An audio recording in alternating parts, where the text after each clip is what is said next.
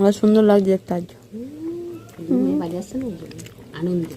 ফিস ফিস করে তুমি আর তোমার বড় মেয়ে কত বলো শোনা যায় না। আমার 2 মেয়ে বাড়ি আসছে না আনন্দে গুলো করছে